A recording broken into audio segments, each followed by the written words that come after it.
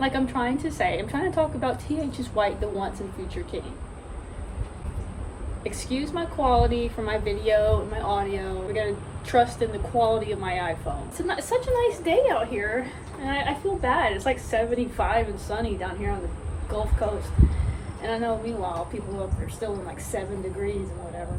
Now, mind you, I have been reading this book since like December of last year, okay?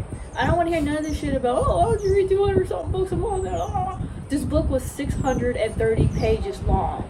That's why. You're lucky I read one book. It took me 3 months to finish reading this book. I didn't realize until later that the book is like split into 3 parts or whatever.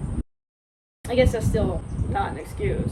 I don't know, when I was reading this book, my feelings went up and down on it. Because first time I'm reading it, I'm like, yeah, this is a really good fantasy book. I love the King Arthur stories. That's why I wanted to read this one. It's a bird. It's just a bird. It's okay.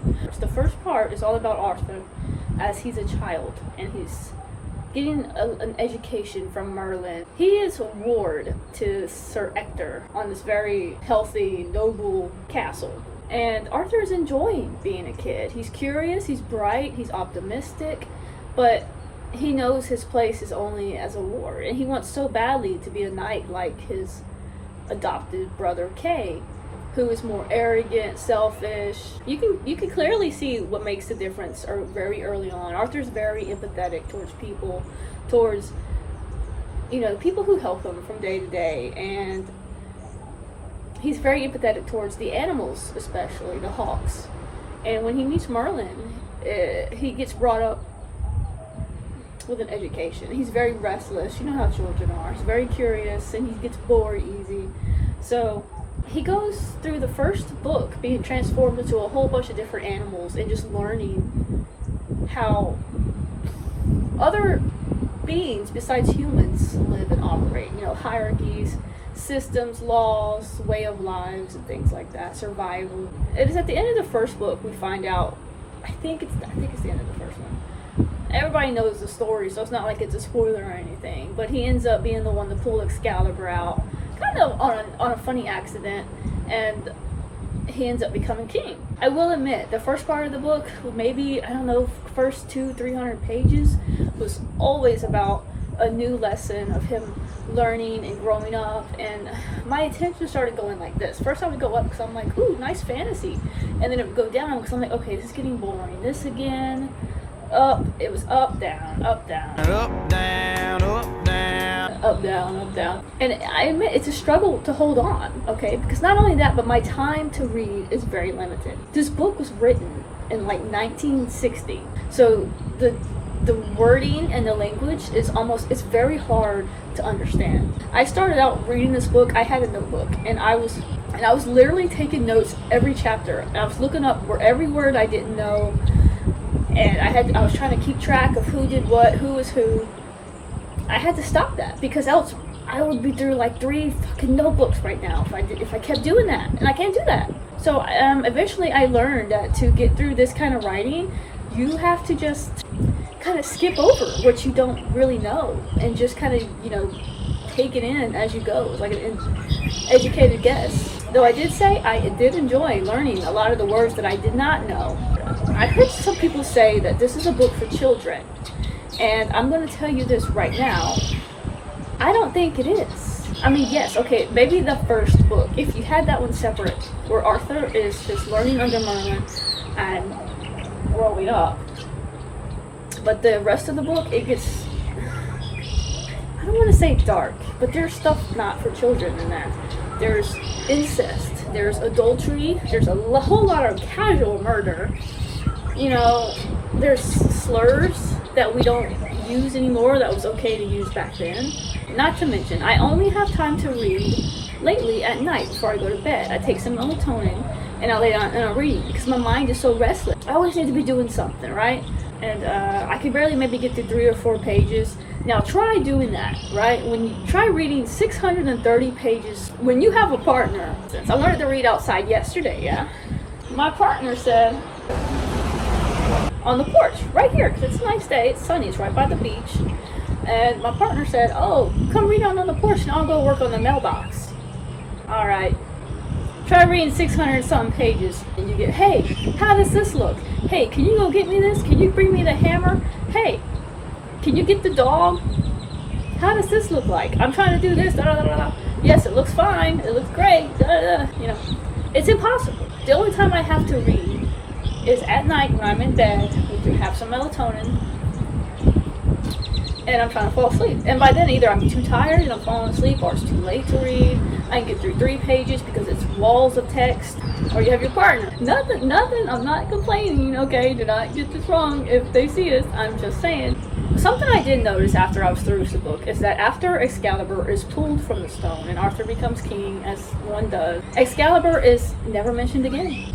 This book does not focus on the fantastical elements of, King Arthur and Excalibur. It is more about the ways of humans when it comes to war and peace. Okay, Arthur he brought up, and he's a good king. He's a good man, and he should be king. But he has this idea that everybody is equal, which is why he made the round table. And his slogan is, right is might, instead of might is right. He prefers to be just over everything else. Everything needs to be fair and equal. And unfortunately for Arthur, not everybody agrees to that. He got these knights and they were supposed to do this justice. And by the end of the book, he started off with 150 or so. At the end of the book, maybe a handful of them are left. Everything is about court drama in this book, of course. All this people are locked in castles all day. They have nothing else to do, so they start doing each other. You know how that goes. Another very strange part is that halfway through this book, the point of view changes from Arthur's perspective. And then we focus heavily on Lancelot. I want to say for the duration of the middle portion of the book. It can be a bit confusing. A lot of people say that's their favorite part of the book. Me, I don't know. I'm a huge King Arthur fan. We start focusing on Lancelot, and he becomes quickly known as the best knight at the Round Table. But he has a lot of flaws. He has a lot of religious turmoil in him. I'm debating if this is a spoiler or not, but I don't think it is because it's based off of history. But he also has a lot of turmoil when it comes to Arthur's wife, Guinevere. Of course, why not? Out of all the women in the world, you want the king's woman, right? He can't keep it in his pants, bro. And I hate to say it, but this is when I start losing a lot of respect for Arthur, because part of him knows that these two are constantly running around behind his back, and they've blatantly said it to his face at least 3, 4, 5 times. But because of the laws that state, if you say something, you have to be challenged to a fight, and nobody wants to fight Lancelot, they get away with it. And he'd rather let him screw his wife than make a scene in the castle. I do hate it because he's the only good person in this book, and it's so unfair to him how everything turns out. Since he became king, he is so exhausted. He hates it. He hates the responsibility, but he wants so badly to make it a better place. And I agree, I understand that, but he has to understand that it's impossible. All it takes is one person, and then there's rumors, there's lies, there's hate, there's jealousy, there's all these things. You all know I'm big Robin Hood fans, right? Of course I am. It's my favorite story whatsoever. And one of my favorite parts in here was him as a child. He got to run in with Robin Hood and his gang, and then they come across this Fey queen, and they have to go through her spell work and all this. And I'm like, that's cool, because this is the classic Arthurian stuff that we like to see. We like to see the magic and the fairy tales. Yeah, you looking down over the ocean? Yeah? Ain't nothing going on over there. Once Arthur becomes king, there's pretty much none of that anymore. It all becomes about theology and court politics and war. So I don't know, but there's a lot of action, there's a lot of drama, but sometimes the language is hard to understand. Something about the writing else that really took me out of the scene is that sometimes the author has a tendency to talk to you as if you're sitting in a room beside each other and he's explaining the story. But it doesn't work all the time, because they'll say things like, he put on his suit of armor like he was putting on a football jersey. And I'm like, this isn't written in when? In the dark ages? I don't think they would use the word football jersey. So that kind of takes you out of it when you see it's kind of very common. And there's a lot of things where they're telling the story, but the author will skip over it intentionally. Like he says, oh, we're starting the tournament. And he's like, oh, well, the tournament happens now. But because it's kind of boring, I'm not even going to mention here. You just know Lancelot wins, so we can move on. I'm like, what? It's very strange. It's kind of strange. There are several things like that where he will stop the story he's telling to tell you about another story that happened, but that he's not going to mention in the book. I don't know. I can't decide if I like it or not. But by the time I'm done with this book, I've realized that it's actually a very good fantasy read. I don't think I could stomach through another 630 pages or recommend it to somebody. Like, I almost gave up halfway. If it's not a 5-star read, then it may be a 4-star read, because there's very little to complain about it, aside from the stamina of reading it kind of takes a toll on you. But, and also, the language barrier, but for the time period, I understand, so you can't hold that against it. I don't know, I just watched the King Arthur movie with Charlie Hunnam in it the other day, and I'm just like, yeah, I love this, He's like, ooh, yeah, he's got Excalibur, he's through people and stuff, and that's the kind of shit I wanted to see.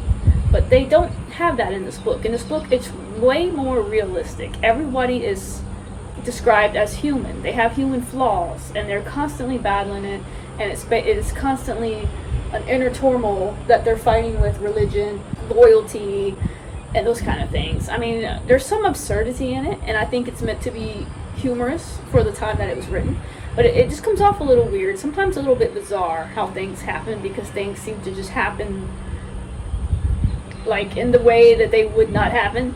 For instance, there's another reason this book ain't for kids is this example here, but this guy, one of the knights, I don't remember which one it is, he says, they tell the story of how he's on a quest, and there's like 12 women in a room, and they are all going to be killed unless he sleeps with all of them. But because it's ungodlike for him to sleep with somebody, random, and he has to stay a virgin or something, he'd rather let all these 12 women die than to sleep with any of them. And then they move on. So that's a very, one of those bizarre, random instances that happen. That's the only way I can explain it. I don't know. I mean, I love this book, but I'm also by the time it's over, I'm very sad for Arthur, because he deserves the most out of everybody, and he had to watch as all his kingdoms, tear each other apart, and he sat there and was literally a cuck, the entire book, and let his wife and his friend go at it behind his back the entire time, and didn't do anything about it. I'm sorry, man, but come on, you gotta man up. Jeez. Oh, Jesus. That's all I have to say about this book. I can't tell you if I enjoyed it or not. I think I did. So, that's all. I hope you enjoyed it. I know I've been making a lot of videos lately. I work at the racetrack, filming horses. The thoroughbred season is about to round up, so I'll have a lot more free time to work on my videos and my books and reviews and stuff like that. So anyway, thank you for hanging out with me, and then I'll see what else I can do later.